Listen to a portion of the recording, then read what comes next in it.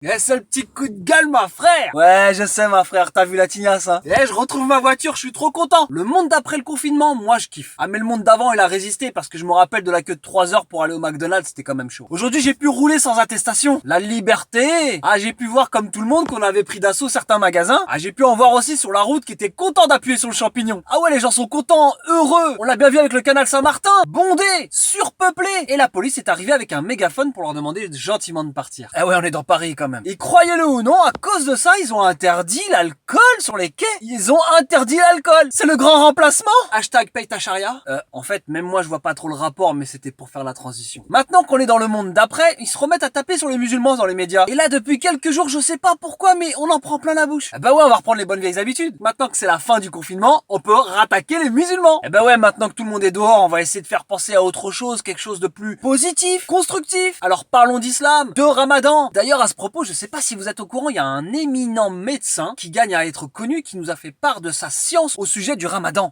Écoutez, effectivement, c'est pas beau de cracher. Et d'ailleurs, les musulmans crachent beaucoup, car c'est dans la pratique religieuse. C'est, je crois, le 6e pilier de l'islam. D'ailleurs, les arabo-musulmans crachent beaucoup. C'est même un signe de radicalisation. Et jette-toi en l'air, à ce rythme-là, tous les sportifs sont des musulmans. Et même les lamas dans ces cas-là. Et puis il y a aussi l'autre, là, Gérard Collomb, là, qui nous dit qu'à Lyon, dans certains quartiers, à cause du Ramadan, ça serait plus difficile qu'ailleurs. Jette-toi en l'air de bien haut. Moi, je trouve ça quand même magnifique. Moi, je trouve ça quand même splendide. Parce que pour moi, parler autant d'un sujet, c'est que t'es fan. C'est que c'est devenu un hobby. Et qu'en fait, si vous parlez autant de nous, c'est que vous nous kiffez. Je sais que vous nous kiffez. Vous nous kiffez tellement que même pour la date de l'Aïd, vous nous avez verrouillé. On se demande bien pourquoi d'ailleurs. Moi, je sais. Parce qu'on est beaucoup, en fait. Et voir autant de musulmans courir dans les rues librement, ça vous dérange? Je suis persuadé qu'au gouvernement, ils sont en train de développer une application du style Muslim Go. Celle qui avait lancé l'idée, c'était Marine Le Pen avec Ils sont partout. Et maintenant, on est passé à autre chose. Signalez-les tous. Et un petit message à tous ceux de la communauté, là. Ceux qui vont à un complot judéo-catholique sauce laïcité. Ou jetez-vous en l'air. Ah, ma frère, j'avoue que quand j'ai appris qu'on n'avait pas le droit de se réunir à la fin du Ramadan,